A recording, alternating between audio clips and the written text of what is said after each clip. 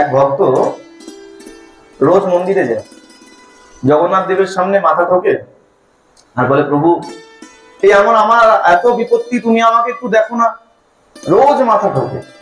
জগন্নাথ দেব একদিন বিরক্ত হয়ে গেছে, এই রোজ আসে আর রোজ এক কান্না করে, আমাকে দেখো না, আমাকে দেখো না, আমাকে দেখো না। এখন জগন্নাথ দেব প্রকট হয়ে বল, তোর কি দরকার? বলে, না তুমি আমার সঙ্গে থাকো না। বলে, কি করে বুঝলি? তাহলে আমার এত বাধা বিপত্তি আসে কেন? বলে, বেশ যা, আমি তোর সঙ্গে থাকবো কি থাকবো না তুই কি করে বুঝবি? যখনই তোর বাধা বিপত্তি আসবে, যখনই তোর মন খারাপ লাগবে, এই সোজা সমুদ্রের পাড়ে চলে যাবে, সমুদ্রের পাড়ে গিয়ে হাঁটবি। আর হাঁটলে কি হবে? বলে, দেখবি তোর দুটো পায়ের ছাপ পড়ছে আর পাশে আমারও দুটো পড়ছে, বুঝে নিবি তোর সাথে আমি আছি। বলে, বেশ।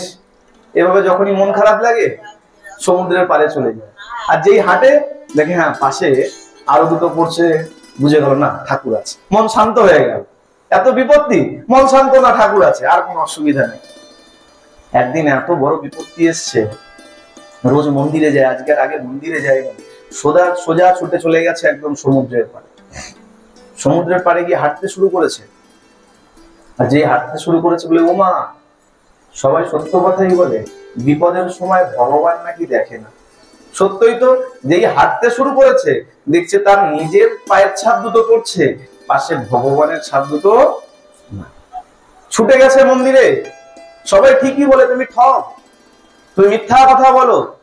বলে, কেন রে, কি হলো, এত অভিযোগ কেন? তোকে তো বলেছিলাম সমুদ্রে। বলে, আমি তো আজকেও গেছিলাম সমুদ্রে হাঁটতে, আবার ফিরে আসলি কেন? বলে, আজকে আমার এত বড় বিপত্তি, আমি আজকে দেখতে গেছিলাম তুমি আমার সঙ্গে আছো কিনা।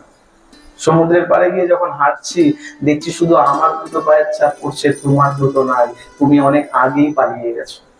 বলে, শোন, বলে জানিস, যখন ভক্ত অনেক আনন্দে থাকে আমি তখন ভক্তের সঙ্গে সঙ্গে চলি, কিন্তু ভক্ত যখন বিপদে পড়ে আমি তখন ভক্তকে কোলে করে নিয়ে চলি।